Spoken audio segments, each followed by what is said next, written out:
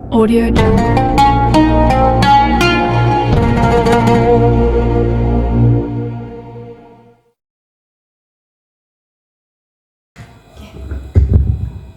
Baik, terima kasih atas kesempatan yang telah diberikan kepada saya. Sedikit cerita, jujur di sini saya sangat amat senang dan bersyukur sekali. Akhirnya, setelah sekian lama, saya dapat memberikan ilmu kepada sahabat-sahabat sekalian. Karena ceramah bagi saya bukanlah hanya penyampaian omong kosong, penyampaian yang begitu-begitu saja. Namun bagi saya, ceramah adalah sebuah penghargaan di mana Allah Subhanahu wa Ta'ala menitipkan ilmu untuk saya pelajari dan memberikannya kepada sahabat-sahabat sekalian. Sedikit pantun.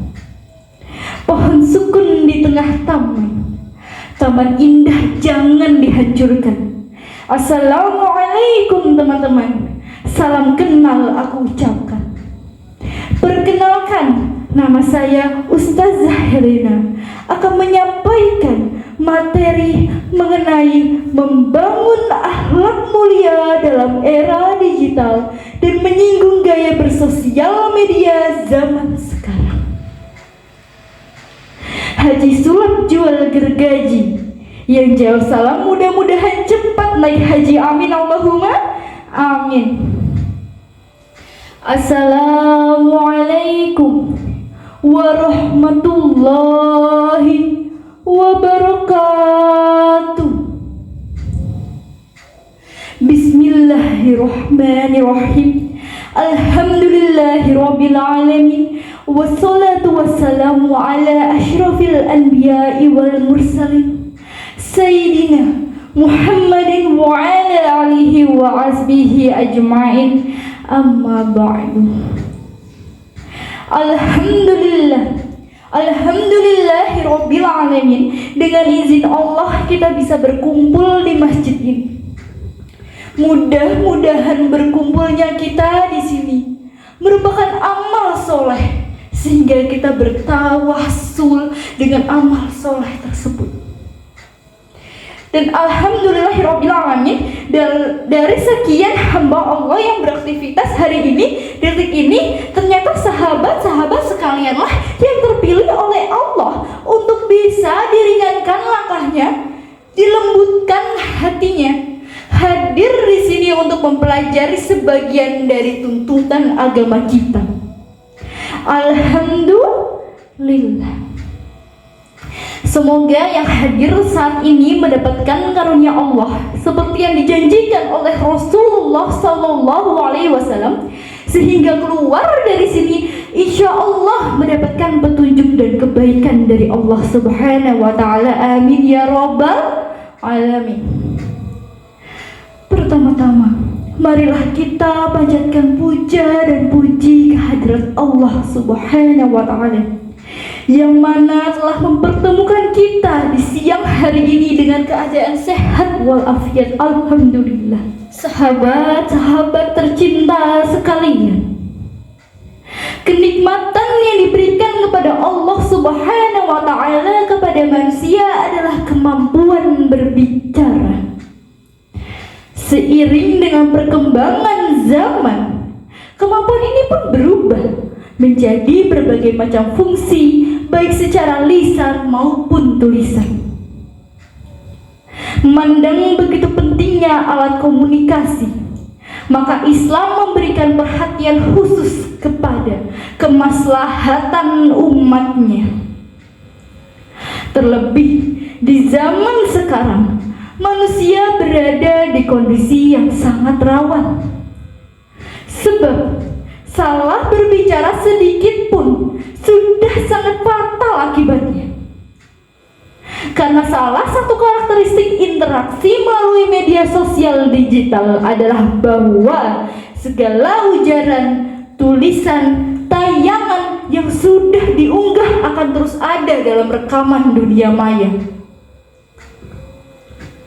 Jejak digital kita akan terpatri dan sulit untuk dihapuskan.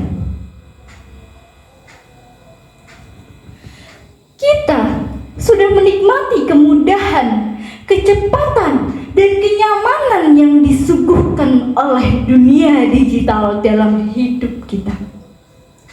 Utamanya dalam berinteraksi, berkomunikasi, dan bekerja. Satu pertanyaan dari saya. Siapa yang di sini tidak menggunakan gadget? Satu lagi. Siapa yang di sini tidak menggunakan media sosial? Angkat tangan.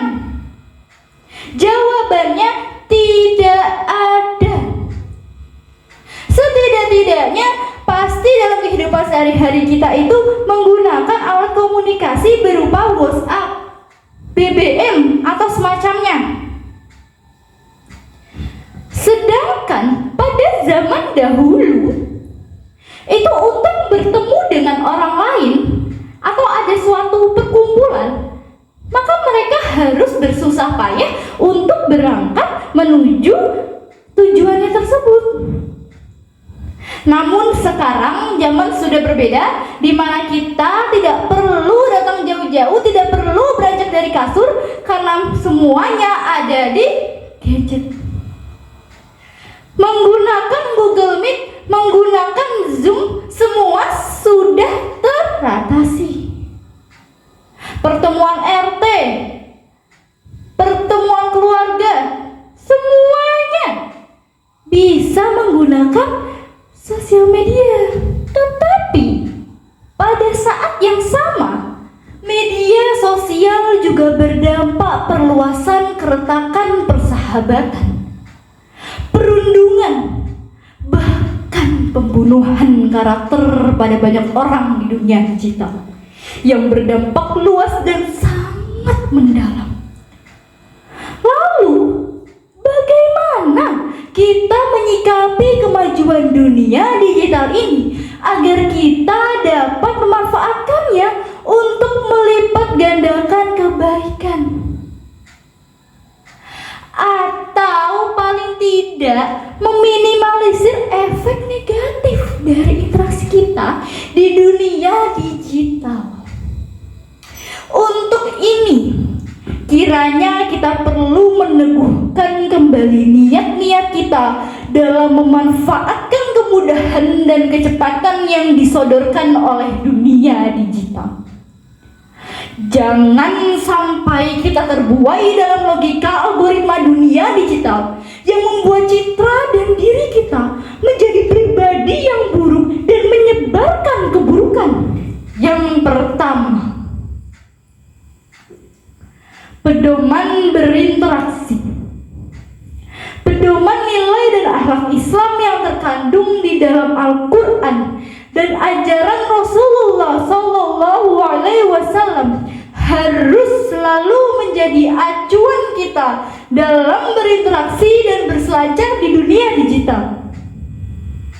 Jangan kalian mengira karena Rasulullah SAW di zaman itu tidak ada teknologi dan dunia digital. Namun bukan berarti Rasulullah SAW tidak mengetahui hal tersebut. Yang perlu kalian tahu bahwa Rasulullah selalu memikirkan umatnya di masa depan. Dalam At-Tin ayat 4 yang memiliki arti, sungguh kami benar-benar telah menciptakan manusia dalam bentuk yang sebaik-baiknya. Dalam surat tersebut, Allah Subhanahu wa Ta'ala menegaskan bahwa manusia telah diciptakan dalam struktur dan rupa yang terbaik.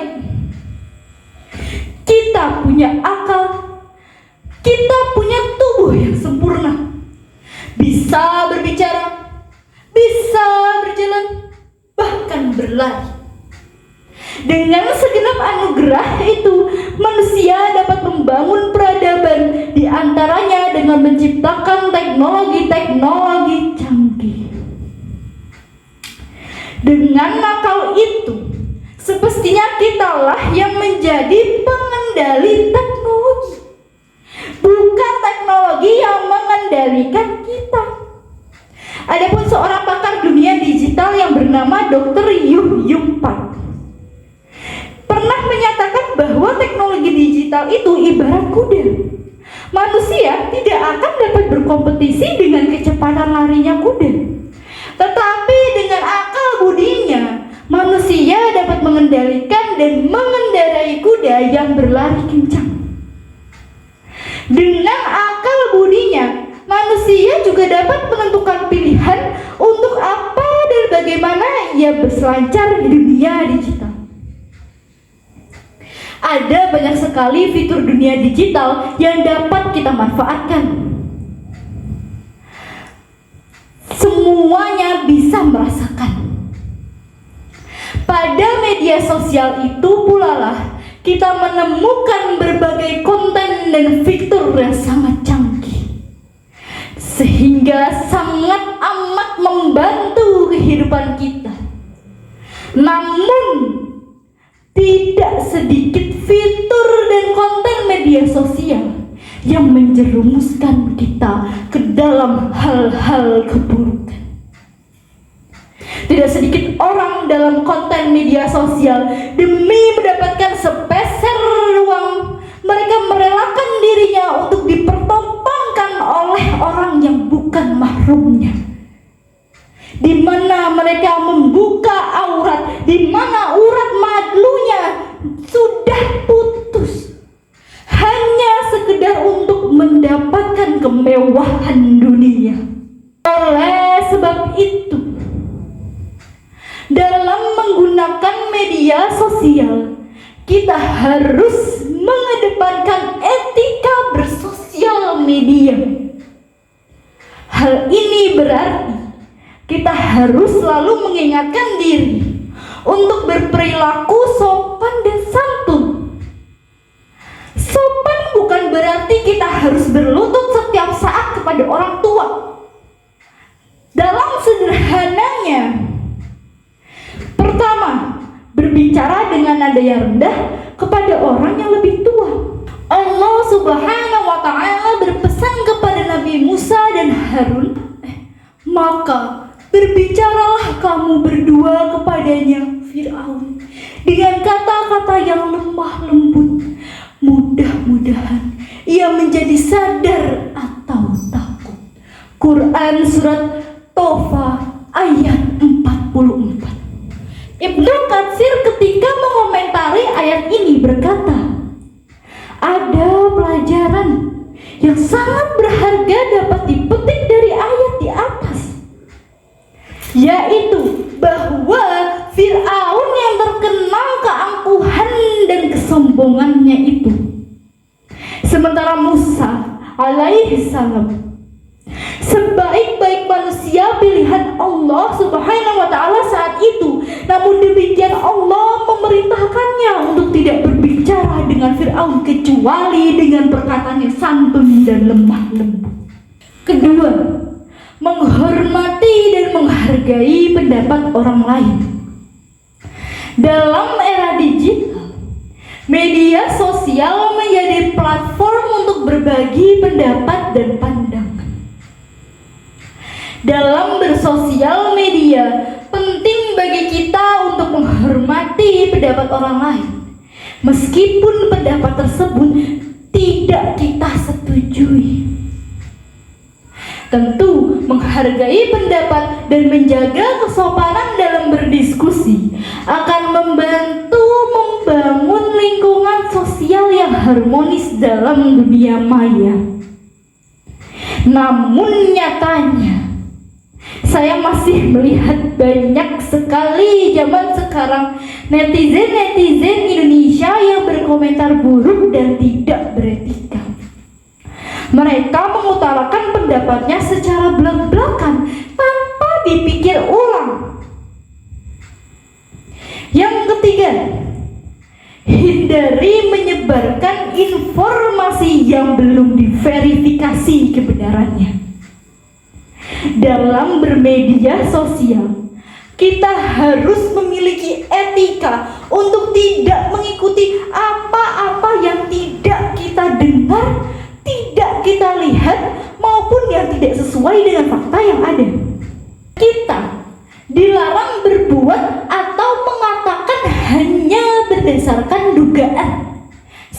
sepertinya, kayaknya, tanpa pengetahuan yang benar. Karena prasangka-prasangka tidaklah dibenarkan, sehingga dikhawatirkan akan menyesatkan orang lain. Sebagaimana firman Allah dalam surat Al-Hujurat ayat 6 yang memiliki arti, hai orang-orang yang beriman, jika datang kepadamu orang yang fasik membawa suatu berita, maka periksalah dengan teliti agar kamu tidak menimpakan suatu musibah kepada suatu kaum tanpa mengetahui keadaannya, yang menyebabkan kamu menyesal atas perbuatannya itu. Dalam firman tersebut kita diingatkan supaya berhati-hati dan tidak asal percaya begitu saja. Karena nyatanya dalam kehidupan sehari-hari banyak sekali informasi-informasi yang bohong, informasi yang hanya dibuat-buat oleh manusia sekedar bersenang-senang.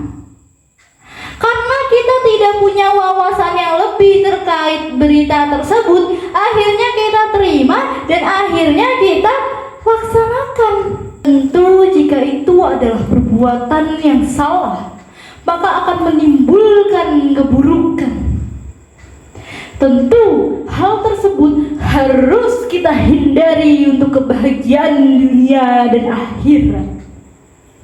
Yang keempat, jauhi dari sikap menghujat, mencela, atau memfitnah orang lain. Seorang mukmin bukanlah orang yang banyak mencela, bukan orang yang banyak melaknat, bukan orang yang keji, dan bukan pula orang yang kotor omongannya. Manusia yang suka mencela, mengutuk, mengejek, dan berkata keji bukanlah tipe manusia yang beriman. Rasulullah SAW bukanlah pencela, pengecat, dan pengutuk. Sabda beliau, sesungguhnya aku tidak diutus sebagai tukang melaknat, tetapi aku diutus hanyalah sebagai rahmat.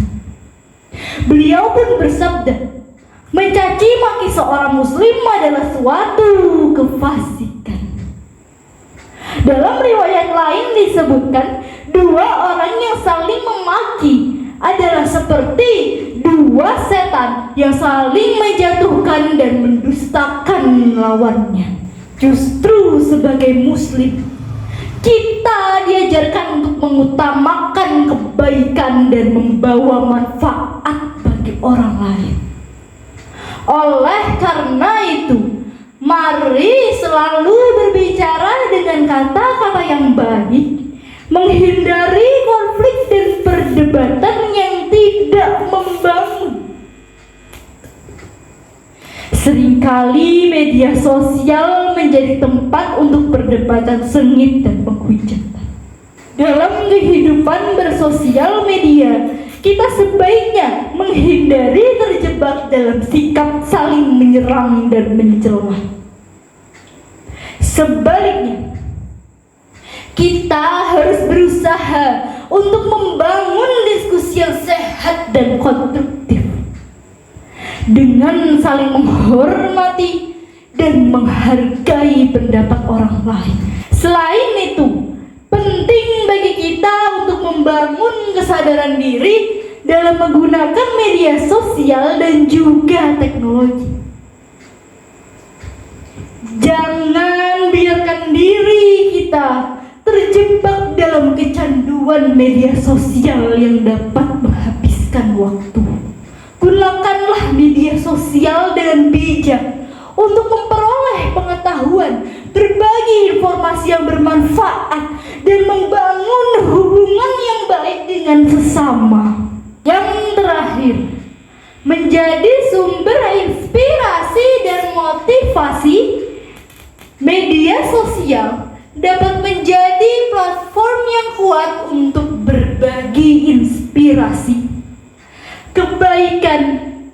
dan motivasi.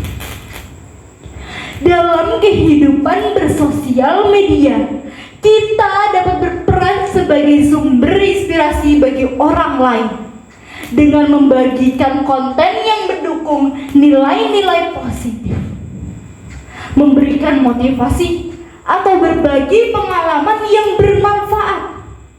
Dengan cara ini, tentu kita dapat memberikan dampak positif dalam kehidupan orang lain dan membangun lingkungan sosial yang lebih baik di dunia maya. Namun nyatanya, banyak sekali konten kreator yang videonya tuh gak bermutu, gak berbobot, tidak ada pengetahuannya, tidak ada ilmunya, tidak ada manfaatnya sama sekali. Nah, konten-konten seperti itu yang tidak ada manfaatnya, bahkan lebih mencondongkan kemudaratannya, maka seharusnya kita hindari, kita jauhkan, kita ganti konten yang lebih baik. Namun beda cerita kalau kontennya dibagi seputar ilmu, misal sharing dokter kecantikan, sharing pendapat tentang sebuah isu dan lain-lain, itu baru yang namanya konten. Banyak sekali zaman sekarang konten kreator itu hanya ingin duitnya saja. Semboyan sekarang mah yang penting viral, mau itu mempermalukan diri, mempermalukan orang tua, tidak mereka pedulikan. Yang paling penting dan yang paling ada di pikiran mereka itu adalah hanya dapat konten dan dapat timbal baliknya, yaitu dengan memahami sifatnya yang demikian. Diharapkan sahabat-sahabat sekalian dapat menjadi lebih cakap dan bijak dalam menggunakan media sosial digital, dan berwaspadalah terhadap efek yang ditimbulkannya. Hal ini dikarenakan efek baik dan buruk akan terus tersimpan dan memiliki probabilitas untuk terus menyebar di dunia maya. Ada yang mengatakan bahwa jejak dunia digital lebih kejam dari rekaman jejak yang dibuat oleh malaikat raqib dan atid. Catatan buruk dari para malaikat atas diri kita sangat mungkin akan mendapatkan pengampunan dari Allah Subhanahu wa Ta'ala bila kita ingin bertaubat. Dalam Islam, akhlak mulia merupakan salah satu aspek penting dalam beribadah kepada Allah Subhanahu wa Ta'ala.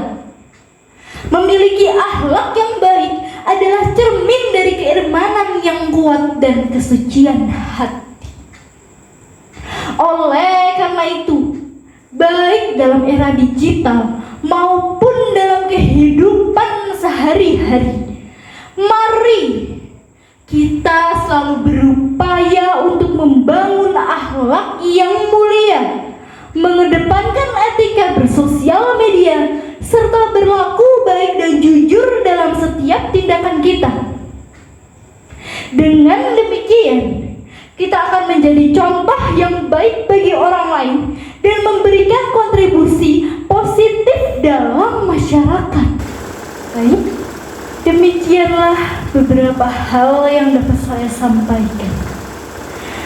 Semoga apa yang disampaikan tadi dapat memberi manfaat dan kebaikan bagi kita semua. Tentunya kesempurnaan hanya milik Allah Subhanahu wa Ta'ala. Karena itu saya memohon maaf atas ucapan dan tindakan yang tidak mengenakan bagi para pendengar. Wallahul muwaffiq ila aqwamit thoriq. Semoga Allah menuntun kita menuju jalan yang paling lurus, yakni Islam. Akhirul kalam. Wassalamualaikum